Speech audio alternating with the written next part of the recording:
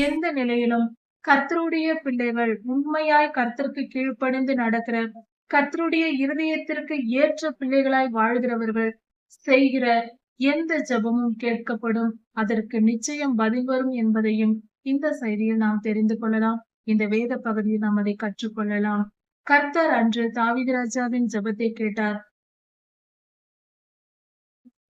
நம்முடைய பிதாவாகிய தேவனுடைய அன்பும் ஆண்டவராகிய இயேசு கிறிஸ்துவின் கிருபையும் சமாதானமும் உங்கள் அனைவரோடும் கூட என்றென்றைக்கும் இருப்பதாக.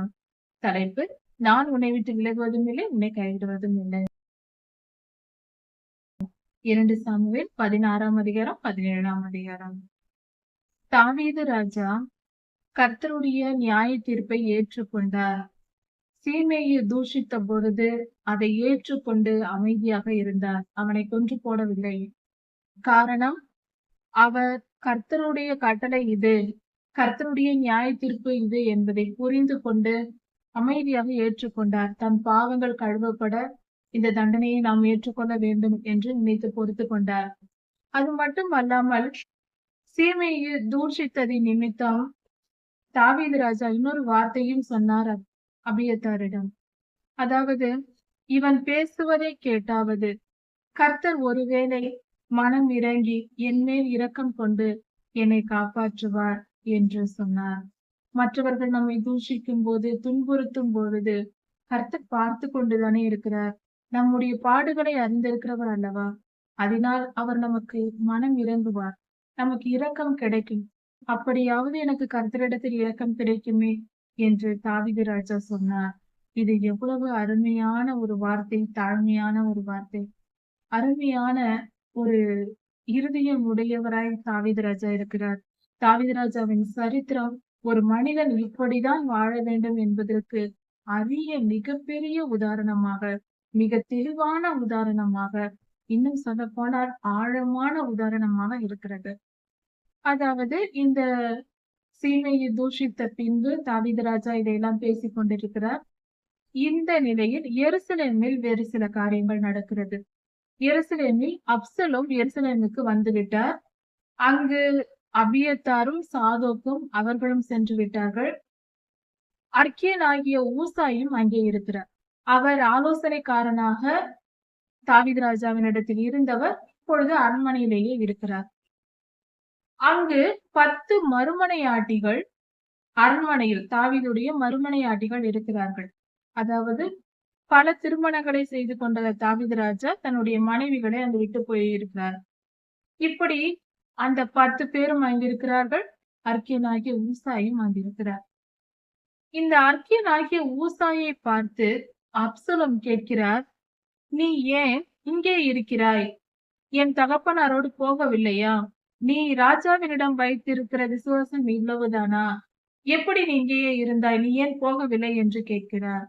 அதற்கு ஊசாய், கர்த்தரும் கர்த்தருடைய பெட்டியும் எங்கே இருக்கிறதோ நான் அங்கேயே இருப்பேன். அது மட்டும் அல்ல, அவருடைய குமாரனான உம்மிடத்தில் தானே நான் இருக்கிறேன். அவருடைய என் ஆண்டவனாகிய அவருடைய குமாரனிடத்தில், உம்மிடத்தில் அல்லவா நான் சேவை செய்ய இருக்கிறேன், உம்மிடத்தில் இருப்பேன் என்று சொல்லுகிறார்.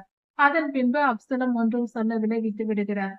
அப்சலோம் என்ற மனிதனை ஆட்டி வைக்கக்கூடிய ஒரு கருவி போல அகிதோப்பேல் என்பவன் அந்த மனிதன் இருந்தார். அகிதோப்பேல் மிகப்பெரிய தந்திரவாதியாகவும் ஆலோசனை கர்த்தனாக தாவீதுக்கு இருந்தவரும் அப்சலோமுக்கு இருக்கிறவருமாய் இருக்கிறார். இவர்கள் இருவருக்கும் ஆலோசனைக்காரர் அகிதோப்பேல் தான். இப்பொழுதோ தாவீதுக்கு விரோதமாக அகிதோப்பேல் அப்சலோமுக்கு சொல்லிக் கொடுக்கிறார். அகிதோப்பேலினிடத்தில் அப்சலோம் கேட்கிறார், இப்பொழுது நான் என்ன செய்ய வேண்டும் என்று கேட்கிறார். அதற்கு அகிதோப்பேல், இஸ்ரவேல் ஜனங்கள் உம்மை நம்பும்படிக்கு உம் தகப்பனாரை நீர் முழுமையாய் வெறுத்து விட்டீர் என்பதை அவர்கள் ஏற்றுக்கொள்ளும்படியாக செய்ய வேண்டும் இஸ்ரவேல் ஜனங்களை. அதற்கு நீங்கள் ஒரு காரியம் செய்யுங்கள். தாவீது ராஜாவின் மறுமனையாட்டிகள் இங்கு அரண்மனையில் இருக்கிறார்கள். தாவீது ராஜாவின் மறுமனையாட்டிகளோடு நீங்கள் பாவம் செய்யுங்கள். அப்பொழுது இஸ்ரவேலர் உம்முடன் ஒற்றுமையாக இருப்பார்கள், உம்மை முழுமையாக ஏற்றுக்கொள்வார்கள் என்று அகிதோப்பேல் மிகப்பெரிய தவறான ஒரு காரியத்தை சொல்லிக் கொடுக்கிறார். அதை கேட்டு அப்சலோமும் அதே போல செய்கிறார். இந்த காரியங்கள் மகா கொடுமையானதாக, மகா தீமையானதாக இருக்கிறது. இப்படிப்பட்ட தவறான ஆலோசனைகளை கேட்டு அப்சலோம் நடந்து கொள்ளுகிறார். இப்படி தவறான பாவமான ஒரு காரியத்தை செய்த பின்பு அடுத்த முறையாக அப்சலோம் அகிதோப்பேலிடம் இருந்து என்ன ஆலோசனை சொல்லுகிறீர், நான் என்ன செய்ய வேண்டும் என்று மீண்டுமாக கேட்கிறார். அதை கேட்ட அகிதோப்பேல், இப்பொழுது தாவீது ராஜாவும் அவரோடு இருக்கிறவர்களும் விடாய்த்து போய் இருப்பார்கள், சோர்ந்து போயிருப்பார்கள். அந்த நிலையில் நீங்கள் உங்களோடு இருக்கிற, அதாவது அப்சலோமோடு கூட இருக்கிற வீரர்களை சேர்த்து கொண்டு புறப்பட்டு போய் தாவீது ராஜாவினிடத்தில் யுத்தம் பண்ணினார். நீங்கள் என்னை அனுப்புங்கள், நான் போய் யுத்தம் பண்ணுகிறேன். அப்படி யுத்தம் பண்ணினால் அவர்களை சுலபமாக அந்த நேரத்தில் ராஜாவை விட்டுவிட்டு ஜனங்கள் எல்லாம் ஓடி போவார்கள். ராஜா ஒருவனை மாத்திரம் நான் கொன்று விட்டு வந்து விடுவேன். பின்பு இஸ்ரவேலர் எல்லாம் உம்மை சேவிப்பார்கள் என்று அகிதோப்பேல் ஒரு ஆலோசனையை அப்சலோமுக்கு சொல்லுகிறான். இதை கேட்ட அப்சலோம் அதற்கு பின்பாக அர்கீனாகிய ஊசாயை அழைத்து, அகிதோப்பேல் இப்படி ஒரு ஆலோசனை சொல்லுகிறார், என்ன செய்யலாம்? உம்முடைய ஆலோசனை என்ன? அப்படியே செய்யலாமா அல்லது வேற ஏதாவது செய்ய வேண்டுமா என்று அப்சலோம் ஊசாயினிடத்தில் கேட்கிறார். ஊசாய் அதற்கு பதிலாக, இல்லை, இந்த ஆலோசனை இப்பொழுது சரியாக வராது என்று சொல்லிவிட்டு, இப்பொழுது அவர் தன் குட்டிகளை பறிகொடுத்த கரடியைப் போல வனாந்தரத்தில் திரிந்து கொண்டிருக்கிறார்கள். இப்பொழுது போனால் நம்மை கொன்று விடுவார்கள். அது வேண்டாம்.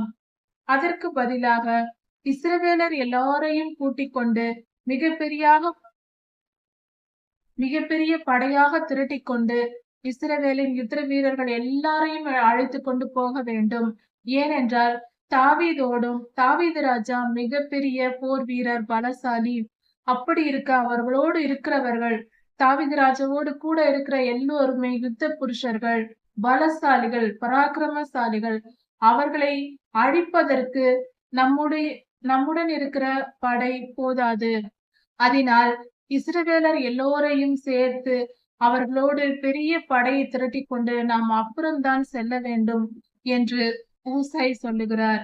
இதன் நோக்கம் என்னவென்றால், இஸ்ரவேல் முழுவதும் இருக்கிற ஜனங்களுக்குள் செய்தி அனுப்பி அங்கிருக்கிற எல்லோரையும் கூட்ட வேண்டும் என்றால் கால தாமதமாகும். இப்பொழுது போல எந்தவித டெக்னாலஜியும் இல்லாத காலம் அது. ஆட்களை அனுப்பி ஆயத்தம் செய்து கொண்டு வர வேண்டும். அதனால் கால தாமதமாகும் என்பதாக ஊசாய் இப்படி ஒரு தாவீதை காப்பாற்றும்படியாகவும் தாவீது ராஜாவுக்கு உதவும்படியாகவும் இப்படி ஒரு ஆலோசனையை சொல்லுகிறார். இப்படி இருக்க அப்சலோம் இதை கேட்டுக்கொண்டார். இப்படி இந்த சம்பவங்கள் எல்லாம் முடிந்த பின்பு அர்கீனாகிய ஊசாய் உடனே தாவீது ராஜா ஏற்கனவே சொல்லி அனுப்பியபடி தன்னுடன் இருந்த ஆசாரியர்களுக்கு, அதாவது அபியத்தாருக்கும் சாதோக்குக்கும் இந்த செய்திகளை அனுப்பிவிடுகிறார். அப்படி அனுப்புவதற்காக அங்கு செல்லும் போது சாதோக்கின் குமாரருக்கும் அபியத்தாரின் குமாரர், இவர்கள் இருவரும் தான் தாவீது ராஜாவுக்கு செய்தி அனுப்ப போகிறவர்கள். இவர்கள் நேராக வந்து பட்டணத்திற்குள் வந்தால் ஜனங்கள் யாராவது பார்த்து சொல்லி விடுவார்கள் என்பதற்காக அவர்கள் ஒரு வேலைக்காரியை அனுப்புகிறார்கள், ஒரு பெண்ணை அனுப்புகிறார்கள். அந்த பெண் கேட்டுக்கொண்டு வந்து இவர்கள் இருவருக்கும் சொல்லிவிடுகிறார். அந்த செய்தியை கேட்டுக்கொண்ட இவர்கள் இருவரும் தாவீது ராஜாவின் இடத்தில் சொல்வதற்காக போகிறார்கள். அப்பொழுது ஒருவன் அங்கிருந்து பார்த்து, ஆசாரியரின் குமாரர்கள் இருவரும் தாவீதினிடத்திற்கு போவதை அந்த பெண் வேலைக்காரி சொல்லுவதை தெரிந்து கொண்டு, இங்கிருக்கிற செய்தி வெளியே போக போகிறது என்பதை தெரிந்து கொண்டு அப்சலோமின் இடத்தில் போய் சொல்லிவிடுகிறார். உடனே அப்சலோமின் சேவகர்கள் புறப்பட்டு இந்த இருவரையும் தேடிக்கொண்டு வருகிறார்கள்.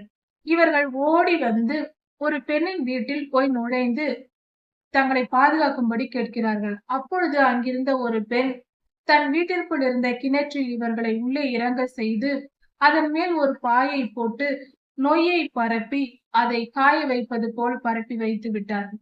அப்பொழுது அந்த சேவகர்கள் இங்கு 2 பேர் வந்தார்களா என்று அந்த சேவகர்கள் கேட்கிறார்கள். அப்சலோமின் சேவகர்கள்.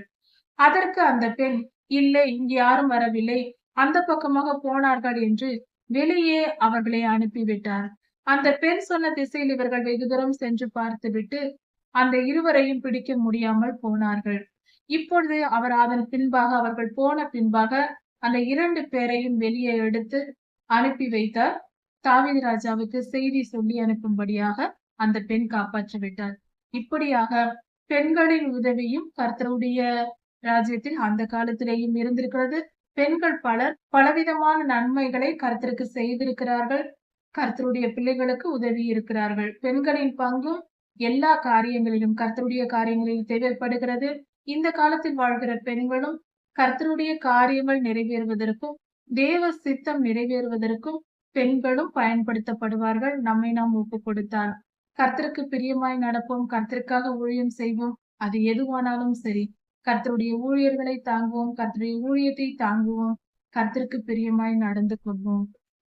இந்த ஆசாரியரின் குமாரர்கள், லேவியின் குமாரர்கள் கொண்டு வந்த செய்தியை தாவீது ராஜா கேட்கிறார். தாவீது ராஜா இதை கேட்டதும் அவர்கள் இருவரும் சொல்லுகிறார்கள், உடனே புறப்பட்டு யோர்தானை கடந்து போய்விடுங்கள் என்று சொல்லுகிறார்கள். அதன்படியே தாவீது ராஜாவும் அவரோடு இருந்தவர்களும் உடனே புறப்பட்டு யோர்தானை கடந்து அப்புறம் சென்று விடுகிறார்கள். இப்படி அவர்கள் போன பின்பாக அப்சலோமின் சேவகர்கள் தாவீது ராஜாவை தேடிக்கொண்டு, அதாவது பகூரிம் மட்டும் வருகிறார்கள். அங்கு வந்து பார்க்கும்போது தாவீது ராஜாவோ அவர்களோடு இருந்தவர்களோ யாரும் இல்லை. இவர்கள் போய்விட்டார்கள் என்று புரிந்து கொண்டு இவர்களும் யோர்தானை கடந்து புறப்பட்டு பின்தொடர்ந்து போகிறார்கள். இப்படி நடந்து கொண்டிருக்கிறது. ஆனால் தாவீது ராஜாவை பிடிக்க முடியவில்லை. இந்த விஷயம் நடந்ததை அகிதோப்பேல் என்ற அந்த ஆலோசனைக்காரருக்கு செய்தி வருகிறது. அப்சலோம் கூட இருந்த மனிதனுக்கு. அகிதோப்பேல் தன்னுடைய திட்டம் தோற்றுவிட்டதையும் தான் சொன்ன ஆலோசனை நடக்கவில்லை என்றதும் மிகவும் வேதனைப்பட்டு தன் வீட்டிற்கு சென்று அங்குள்ள காரியங்களை எல்லாம் சரிப்படுத்திவிட்டு, வீட்டை ஒழுங்குபடுத்திவிட்டு, அதாவது தன்னுடைய சொத்துகள், தன்னுடைய பொருள்கள் எல்லாவற்றையும் தன் வீட்டின் காரியங்களை எல்லாம் ஒழுங்குபடுத்தி யார் யாருக்கு எதை கொடுக்க வேண்டும், எதெல்லாம் சொல்ல வேண்டும் என்பதை எல்லாம் சொல்லி முடித்துவிட்டு, கொடுக்க வேண்டியதெல்லாம் கொடுத்துவிட்டு, தற்கொலை செய்து கொண்டு நான்று கொண்டு செத்து போய்விட்டார் அகிதோப்பேல். கர்த்தருக்கு விரோதமாய் செயல்பட்ட, கர்த்தருடைய பிள்ளைக்கு விரோதமாய் செயல்பட்ட அந்த மனிதனின் முடிவு இப்படியாக இருந்தது. தாவீது ராஜா ஞானமாய் செயல்பட்டாலும் அங்கு ஒரு ஜெபத்தை செய்கிறார். அகிதோப்பேல் அப்சலோமோடு சேர்ந்து கொண்டார் என்று தெரிந்ததும், கர்த்தாவே அகிதோப்பேலின் ஆலோசனையை பைத்தியமாக்கும் என்று ஜெபித்து வேண்டிக் கொண்டார். தாவீதின் ஜெபம் கேட்கப்பட்டது. தாவீது ராஜா கர்த்தருடைய இருதயத்திற்கு ஏற்ற மனிதனாய் இருந்ததினால் தாவீது ராஜாவின் சொற்களை எல்லாம் கர்த்தர் அவருடைய விண்ணப்பத்தை எல்லாம் கேட்டு, கர்த்தரின் சொற்களை கேட்டு தாவீது ராஜா நடந்து கொண்டார். தாவீது ராஜாவின் விண்ணப்பத்தை எல்லாம் கர்த்தர் கேட்டார். அவருடைய விண்ணப்பத்தை கேட்டு அகிதோப்பேலின் ஆலோசனையை பைத்தியமாக்கினார். அதனால் தாவீது ராஜா பாதுகாக்கப்பட்டார். அவருடைய ஜெபம் கேட்கப்பட்டது. எந்த நிலையிலும் கர்த்தருடைய பிள்ளைகள் உண்மையாய் கர்த்தருக்கு கீழ்ப்படிந்து நடக்கிற, கர்த்தருடைய இருதயத்திற்கு ஏற்ற பிள்ளைகளாய் வாழ்கிறவர்கள் செய்கிற எந்த ஜெபமும் கேட்கப்படும். அதற்கு நிச்சயம் பதில் வரும் என்பதையும் இந்த செய்தியில் நாம் தெரிந்து கொள்ளலாம். இந்த வேத பகுதியில் நாம் அதை கற்றுக்கொள்ளலாம். கர்த்தர் அன்று தாவீது ராஜாவின் ஜெபத்தை கேட்டார். அவர் அவ்வளவு தூஷிக்கப்பட்டார். கர்த்தருடைய நியாய தீர்ப்பை அவர் மனமாற ஏற்றுக்கொண்டார். அவர் செய்த தவறுக்கு தண்டனையாக அவரை ஏற்றுக்கொண்டார். அப்படிப்பட்ட நல்ல பரிசுத்த இருதயத்தை உடையவராய் இருந்ததினால் அந்த இருதயத்திலிருந்து புறப்படுகிற ஜெபத்தை கர்த்தர் கேட்காமல் இருப்பாரா? அப்படிதான் நாமும் இருக்க வேண்டும். தாவீது ராஜாவின் வாழ்க்கை ஒவ்வொரு சம்பவங்களும் நம்முடைய வாழ்க்கைக்கான ஒவ்வொரு பாடமாக இருக்கிறது. அதை படித்து புரிந்து தெரிந்து கொண்டு இந்த வேத பகுதிகளை எல்லாம் எடுத்து வைத்து வேத வசனத்தை தியானித்து பாருங்கள். அப்பொழுது கர்த்தருடைய கட்டளைகளுக்கு கீழ்ப்படிந்து நடக்கும்போது எப்படிப்பட்ட ஆசீர்வாதங்கள் நமக்கு வருகிறது என்றும், எந்த சூழ்நிலையிலையும் கர்த்தர் நம்மை எப்படியெல்லாம் பாதுகாக்கிறார் என்பதையும் அறிந்து கொள்ளலாம். கர்த்தர் உங்களை ஆசீர்வதிப்பாராக. இதன் தொடர்ச்சியை அடுத்த செய்தியில் பார்க்கலாம். மாரநாதா.